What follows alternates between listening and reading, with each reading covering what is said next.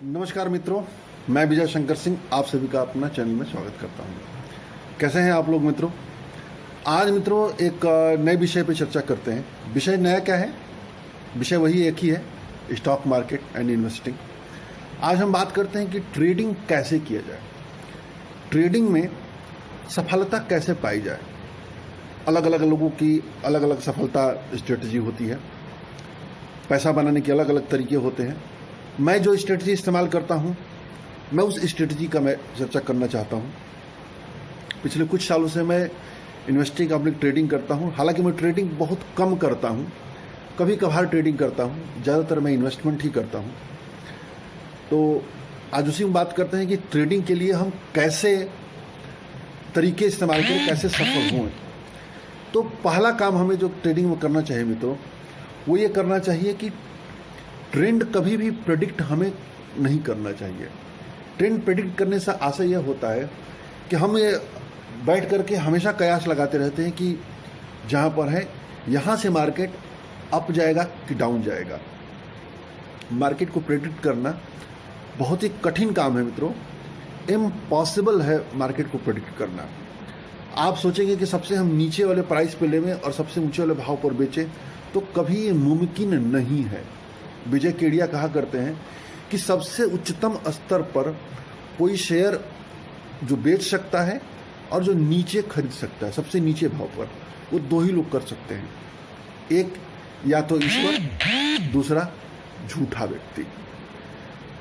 तो हमें कभी भी मित्रों, ये बिल्कुल सच बात है, कोई भी नहीं कर सकता है। कभी भी ट्रेंड को प्रेडिक्ट करने की कोशिश नहीं करना है। दूसरा, जो ट्रेंड चल रहा है हमें उसके साथ चलना है। स्टॉक मार्केट की बहुत पुरानी कहावत है मित्रों, ट्रेंड इज फ्रेंड। जैसे पतंग उड़ाने के लिए पहले हवा देखना पड़ता है कि हवा किस रुख की तरफ जा रहा है, उसी दिशा में पतंग उड़ाई जा सकती है। वैसे ही मित्रों, ट्रेंड मार्केट का देख करके, जिस ट्रेंड में मार्केट तेजी चल रही है, या यूं कहें कि जिस दिशा में मार्केट चल रही है, उस दिशा के साथ रह करके पैसा बनाया जा सकता है। ट्रेंड का इंतजार करके पैसा नहीं बन सकता है। इसके अतिरिक्त ट्रेंड के उल्टा चल करके भी पैसा नहीं बन सकता है। यदि मार्केट में गिरावट का दौर चल रहा है और आप ये सोचें, कोई शेयर खरीद के बैठे और ये सोचें कि हमको फ़ायदा दे देगा, हमको फ़ायदा देगा, कभी फ़ायदा नहीं देगा मित्रों। अंततः वो नीचे ही जाएगा। कुछ दिनों तक हो सकता है कि ऊपर रहे, लेकिन एक लंबे समय बाद वो पुनः शेयर जो नीचे चला जाएगा। तो हमें इसको जरूर ध्यान देना चाहिए। तीसरा, ट्रेंड जब हम तलाश रहे हैं मित्रों, तो ट्रेंड में हम ये जरूर तलाशें कि किस सेक्टर में तेजी चल रही है, कौन सा सेक्टर मार्केट को आउट परफॉर्म कर रहा है। हमें एक चीज और भी समझना चाहिए मित्रों कि मार्केट की दिशा कैसी भी हो, कुछ ऐसे सेक्टर्स होते हैं जो हमेशा आउट परफॉर्म करते हैं। आप कभी भी उठा के देख लीजिए, हमेशा कोई ना कोई ऐसा सेक्टर होता है मित्रों जो मार्केट को आउट परफॉर्म कर रहा होता है।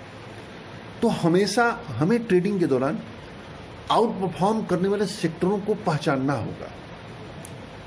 और ये कैसे पहचान में आएगा? पहचानने का सीधा फंडा है कि जितने भी मार्केट के इंडेक्सेस हैं, उस इंडेक्सेस को निफ्टी या सेंसेक्स के साथ तुलना करते रहना। 3 महीने के आधार पर, महीने के आधार पर, 6 महीने के आधार पर, साल भर के आधार पर यदि उसका मूल्यांकन किया जाए मित्रों, तो स्पष्ट रूप से फर्क दिखाई देता है। जैसे आप बात करिए, इस समय निफ्टी की तुलना करिए अब बैंक निफ्टी से, तो बैंक निफ्टी जो है फाइनेंशियल और बैंकिंग सेक्टर को देखता है। तो निफ्टी जिस तरीके से तेज है, बैंक निफ्टी उतना ही नीचे है। और इसके दूसरी तरफ यदि आप फार्मा सेक्टर की तुलना करिए, तो निफ्टी से और फार्मा सेक्टर के रिटर्न में काफी अंतर है। इसी तरह से ऑटो सेक्टर को देखिए, तो ऑटो इंडेक्स आप देखेंगे तो पाएंगे कि निफ्टी की तुलना में अंडर परफॉर्मर है। उसी तरह से पावर एंड यूटिलिटी सेक्टर भी नीचे है। आईटी सेक्टर भी कुछ ठीक ठाक चल रहा है। कहने का आशय यह है मित्रों कि जो अलग अलग सेक्टर के इंडेक्सेस होते हैं, जैसे बैंक निफ्टी हो गया, आईटी इंडेक्स हो गया, निफ्टी आईटी हो गया, उसी तरह से निफ्टी पावर सेक्टर का इंडेक्स बना हुआ है, कंज्यूमर गुड का इंडेक्स बना हुआ है, अलग अलग सबके इंडेक्स बने हुए हैं। तो उन सभी इंडेक्सों को यदि हम मूल्यांकन करें महीने आधार पर, 3 महीने आधार पर, 4 जो भी है ड्यूरेशन, तो उस ड्यूरेशन में जो आउट परफॉर्म करने वाले सेक्टर्स होते हैं उसके इंडेक्स आउट परफॉर्म कर रहे होते हैं, तो हम वहाँ से सेक्टर तलाश सकते हैं। तो तीसरा काम हमें सेक्टर तलाशना है। चौथा काम हमें ये करना है मित्रों कि सेक्टर से हमें स्टॉक चुनना है। जैसे इस समय केमिकल और फार्मा कंपनियों का दौर चल रहा है। अब कोई से कोई कंपनी आप उठा लीजिए, फार्मा कंपनियों को 3-3, 4-4 महीने का आप देखिए, साल भर के देखिए, 100% से ऊपर का रिटर्न दे चुके हैं। और जो केमिकल और फार्मा का कॉम्बिनेशन चल रहा है वो बहुत ही अच्छा कॉम्बिनेशन चल रहा है, वो तो और ज़्यादा चल रही है। जैसे कि IOL chemical, JB chemical and pharmaceutical, GMM फॉडलर, तो इस टाइप की जो कंपनियां हैं केमिकल और फार्मा, वो आउट परफॉर्म कर रही है। तो जब ये सेक्टर आउट परफॉर्म कर रहा है तो हमारा काम क्या होगा कि उस सेक्टर से अपने पसंद के शेयर चुनना। पसंद के शेयर चुनना कैसे होगा? बड़ा, क्योंकि अब आप बात करिए फार्मा सेक्टर की बात करिए, तो फार्मा सेक्टर में 100 से अधिक कंपनियां हैं, और 100 से अधिक कंपनियां, तो हम सभी कंपनियों को तो ले नहीं सकते हैं, कुछ चुनिंदा कंपनियों को ही पोर्टफोलियो में रखेंगे। तो हम चुनिंदा पोर्टफोलियो में से किस कंपनी को रखें? एक तो मित्रों सीधा सा फंडा है जो बहुत सारे लोग अपनाते हैं कि उस सेक्टर के जो टॉप 3 कंपनीज है हमें उसे चुन लेना चाहिए। जैसे हम फार्मा सेक्टर की बात करें तो फार्मा सेक्टर में शीर्ष पे कौन आएगा? जैसे सन फार्मा हो गया, ल्यूपिन हो गया, अरविंदो फार्मा हो गया, और थोड़ा सा नीचे चले जाइए तो डॉक्टर रेड्डीज लैब हो गया, डीवीज लैब हो गया। तो ये सब जो है निफ्टी के भी स्टॉक्स हैं और शीर्ष के भी स्टॉक्स हैं, हम उसको चुन सकते हैं। मान लीजिए हम उस चुनना नहीं चाहते हैं कि दिमाग में ये पैदा होता है कि ये बहुत ज़्यादा बढ़ चुका है, ये बहुत बड़ी कंपनी है, तो हमें क्या करना चाहिए? जो मैं करता हूं, हमें उन स्टॉक्स को देखना चाहिए जो कौन कौन से ऐसे स्टॉक्स हैं जो पिछले 1 साल के अंदर अंदर मोर देन 50% का रिटर्न दे चुके हैं। उसके क्राइटेरिया को हमको अलग कर देना है, क्योंकि जो 50% से ऊपर के स्टॉक्स रिटर्न दे चुके हैं मित्रों, ये माना जाता है कि वो मोमेंटम वाले स्टॉक्स होते हैं। और मोमेंटम वाले स्टॉक्स पर जब हम सवार होते हैं तो नुकसान की आशंका कम होती है, लाभ की जो उम्मीद होती है बहुत अधिक होती है। तो हम क्या करें कि ऐसी कौन सी कंपनी है जो 50% से ऊपर का रिटर्न दे चुकी है।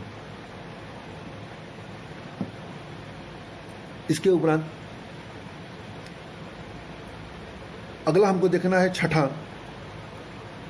कि जो स्टॉक हम चुन रहे हैं क्या वो स्टॉक अपने जो सभी मूविंग एवरेज होते हैं उसके ऊपर है कि नहीं है। मूविंग एवरेज कौन कौन से?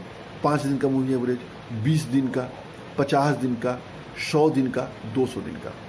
इसमें सबसे इंपॉर्टेंट जो मूविंग एवरेज माना जाता है 200 दिन का और 50 दिन का, सबसे इंपॉर्टेंट। मैं कभी भी शेयर चुनता हूं तो मैं सभी मूविंग एवरेज को देखता हूं। आप हमारे यदि वीडियो देखते हैं उस वीडियो में मैं सभी मूविंग एवरेज की चर्चा करता हूं कि सभी मूविंग एवरेज के ऊपर ये शेयर है कि नहीं है। सभी मूविंग एवरेज के ऊपर जब शेयर होता है मित्रों तो ये माना जाता है कि मोमेंटम स्टॉक्स है, तो हमें उसको देख लेना चाहिए। और 50 और 200 दिन बहुत ज़्यादा इंपॉर्टेंट होता है, उसको हमें ज़्यादा ध्यान देना चाहिए। यदि नहीं है तो फिर इंतज़ार करिए। हमें इंतज़ार करना है कि जब तक वो स्टॉक मूविंग एवरेज के ऊपर न जाए तब तक हमें नहीं लेना है। 8वां जो करना है मित्रों कि हमको ये भी देखना है कि वो स्टॉक 52 वीक हाई से कितना दूर है। एकदम से हमें 52 वीक स्टॉक को नहीं लेना है मित्रों, क्योंकि जब कोई शेयर 52 वीक हाई बनाता है तो ये माना जाता है कि कुछ दिनों बाद वो करेक्शन पे आएगा, फिर करेक्शन आएगा तो फिर वो बाउंस देगा। जैसे गेंद होता है मित्रों, गेंद को हम धरती पर फेंकते हैं तो एक स्पीड से पुनः वो ऊपर फेंकता है। स्टॉक्स भी जस्ट लाइक गेंद होता है। तो गेंद जब मोमेंटम वाले स्टॉक्स जब भी 52 वीक हाई से नीचे आते हैं तो पुनः बाउंस बैक करते हैं। तो जब हम बाउंस बैक करते हैं मित्रों तो वो एकदम सही समय होता है देखने का, लेने का, ट्रेडिंग उसमें सवार होने का। मैं जो प्रयास करता हूं मित्रों कि जो शेयर 52 वीक हाई से 12 से 15% यानी 10 से लेकर के 15% के बीच में होते हैं, मेरे लिए सबसे आदर्श स्टॉक्स होता है ट्रेडिंग के लिए। 20 से 50 सॉरी माफ करिएगा 52 वीक हाई से 10 से लेकर के 20% के बीच में। और एक और चीज मुझे देखना है मित्रों कि 52 वीक हाई जो हम देख रहे हैं ऐसा नहीं हो कि 52 वीक हाई बहुत पहले बनाया हो। स्टॉक्स दो कैसे होते हैं, जैसे कि यदि हम इस हम डायरी को देखें मित्रों तो स्टॉक्स हम देखते हैं जैसे कि ये है। अब हम ये देखते हैं जैसे ये स्टॉक कब चल रहा है। अब मान लीजिए ये 52 वीक हाई है, तो अभी आप ये देखिए कि ये जो शेयर से नीचे से 52 वीक हाई जा रहा है। तो हमें इस शेयर को थोड़ा सा अवॉइड करना है। बेसिकली ये देखना है कि जो शेयर्स ऐसे हो, ऐसे हो।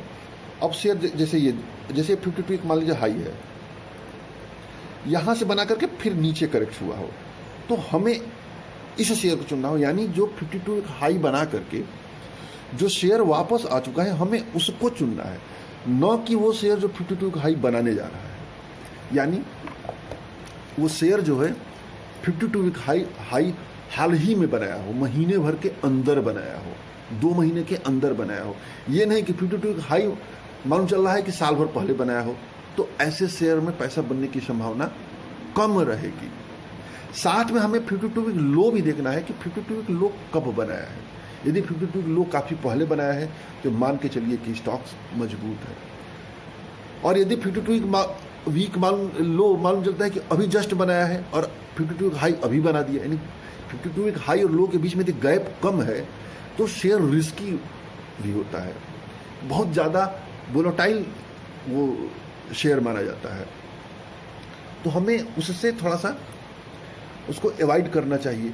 इसके उपरांत मित्रों सब चीज़ देखने के बाद हमें उस शेयर का चार्ट भी कुछ महीने का देखना चाहिए। चार्ट वॉल्यूम देख लो। तो जैसे हम चार्ट की हम बात करें मित्रों, तो चार्ट में जैसे हमने ये किसी स्टॉक का चार्ट ये होता है, तो ऐसे होना चाहिए। ऐसे ये होता है कि हाई जो है अगली देखिए प्रत्येक हाई जो है पीछे वाले हाई से ज़्यादा हो, ऐसे ऐसे, और प्रत्येक लो जो है पिछले लो से ऊपर हो, यानी फॉर्मेशन कुछ इस तरह का हो। तो ये जो सीढ़ियां बन रही हैं, हम इस सीढ़ी में कहीं भी सवार हो जाए मित्रों, तो हो सकता हो कि मार्केट करेक्ट हो तो शेयर नीचे जाए, लेकिन पुनः वो बाउंस बैक करेगा, पुनः हमको फायदा देगा। इसके विपरीत हमें वो नहीं रखना चाहिए शेयर जो नीचे जो सीढ़ियाँ बनाती रहे, उसको हमें नहीं देखना चाहिए। नीचे सीढ़ियाँ ये वाले, इस फॉर्मेशन में हमको शेयर को हमको नहीं देखना चाहिए, इसको भी हमें देखना चाहिए। इसके उपरांत जो 10वां आएगा, 10वां 11वां आएगा, देखना पड़ेगा उसको क्या होता है। इसके बाद हमें शेयर का वॉल्यूम भी देखना है कि शेयर पर डे कितना ट्रेड हो रहा है और पिछले कुछ दिनों में उसके वॉल्यूम में वृद्धि हो रही है कि नहीं हो रही है, उसका ट्रेंड क्या है। और सिर्फ वॉल्यूम ही नहीं देखना है मित्रों, वॉल्यूम के साथ साथ उसमें डिलीवरी परसेंटेज भी देखना है। डिलीवरी परसेंटेज से ऐसे होता है कि मान लीजिए किसी शेयर का डिलीवरी परसेंट 20% है तो इसका सीधा सा आशय है कि जितने शेयर खरीद बेचे गए उसमें से 20 शेयर आगे के लिए होल्ड किए गए। तो जितना ही डिलीवरी परसेंटेज कम होता है, शेयर उतना ही वोलेटाइल होता है, या यूं कहें कि उसके अंदर अस्थिरता होती है। और यदि डिलीवरी बढ़ रहा है तो ये माना जाएगा कि वो जो शेयर्स है मजबूत है। उसमें कुछ लोग ऐसे हैं जो रियल इन्वेस्टर हैं, जो गंभीर निवेशक होते हैं, वो उसमें प्रवेश कर रहे हैं, जो लगातार खरीद करके होल्ड कर रहे हैं लंबे समय के लिए। तो डिलीवरी परसेंटेज, डिलीवरी बहुत मायने रखता है मित्रों। हमें उसको नियमित रूप से वॉच करना है। ये सारी जानकारियां मित्रों बिल्कुल मार्केट के ओपन प्लेटफॉर्म पे उपलब्ध है। आप मनी कंट्रोल की वेबसाइट पे चले जाइए, स्टॉक एज एप्लीकेशन पे चले जाइए, आप NSE BSE के साइट पे चले जाइए, वहां पे सारी जानकारियां मिल जाएंगी। सब चीज खुला हुआ है। हमें विश्लेषण करना है। हम जितने बढ़िया से इसका विश्लेषण करेंगे, जितने ठीक से करेंगे, हमें फायदा की उम्मीद उतनी ही अधिक होगी। निवेश करना मित्रों एक बिजनेस है, उसको बिजनेस के रूप में लेना चाहिए। इसके बाद अंतिम जो 12वां 13वां जो भी हो, उसमें यह है कि अनुशासन और धैर्य के साथ जो नियम बताए गए हैं उन नियमों का पालन करना है। एक चीज हमने इसमें छोड़ दिया, इसमें स्टॉप लॉस का भी मैंने कॉलम छोड़ दिया कि हमें स्टॉप लॉस भी मेंटेन रखना है। स्टॉप लॉस से आशय होता है कि हम अपना एक सोच लें कि हमें कितना नुकसान सह सकते हैं, उतने का हम स्टॉप लॉस लगा लें। मानसिक रूप से स्टॉप लॉस लगाएं और जैसे शेयर्स नीचे चला जाए बेच दें। स्टॉप लॉस दो तरीके का होता है। मैं जैसे यूज करता हूं, बेसिकली दो तरीके से ट्रेडिंग के लिए यूज करता हूं। शेयर को 1.5 से 2 महीने का मैं होल्डिंग रखता हूं ट्रेडिंग के पॉइंट ऑफ व्यू से। 1.5 से 2 महीने के दौरान स्टॉक्स निगेटिव रिटर्न देता है तो मैं निकल जाता हूं। प्रॉफिट देता है, जितना प्रॉफिट देता है मैं उतना निकल जाता हूं। तो मेरा जो टाइम है वो स्टॉप लॉस है। तो आप अभी टाइम या प्राइस दोनों में से कोई एक स्टॉप लॉस जरूर रखिए। प्राइस में कि जितना हमने शेयर खरीदा है, जिस भाव पर, उसका 5% 10% जो भी आप रखना चाहते हैं, मानसिक रूप से तैयार रखिए, उतने का स्टॉप लॉस जरूर रखना है। और जैसे ही शेयर उससे पीछे जाए, नीचे जाए, हमें निकल जाना है। और अंतिम है मित्रों कि अनुशासन और धैर्य के साथ जो नियम ऊपर बताए गए हैं उसका पालन करना है। अनुशासन और धैर्य के बिना कुछ भी संभव नहीं है मित्रों। हमें एक चीज जानना होगा कि स्टॉक मार्केट में अनुशासित व्यक्ति जो है पैसा कमाता है और गैर अनुशासित व्यक्ति नुकसान उठाता है। यहां पर मार्केट अनुशासित व्यक्ति को गैर अनुशासित व्यक्ति से पैसा लेकर के देता है।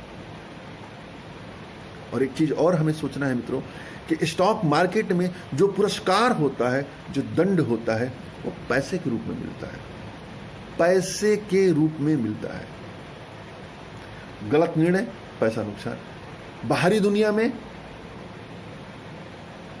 कोई हमसे गलती होती है तो कोई डांट देता है, डबट देता है, आर्थिक नुकसान नहीं होता है। लेकिन यहां एक गलती, आर्थिक नुकसान। तो हमें सतर्क होकर के, सावधान होकर के, धैर्यपूर्वक, अनुशासन के साथ निवेश करना है। अनुशासन और धैर्य दो चीजें मित्रों हमने यदि कायम कर लिया तो स्टॉक मार्केट ही नहीं, दुनिया के किसी भी कोने में, किसी भी कार्य में हम सफल हो सकते हैं, एक अच्छा मुकाम स्थापित कर सकते हैं। तो आज के लिए इतना ही मित्रों। वीडियो कैसा लगा? वीडियो देखने के लिए बहुत बहुत धन्यवाद। जय हिंद, जय भारत।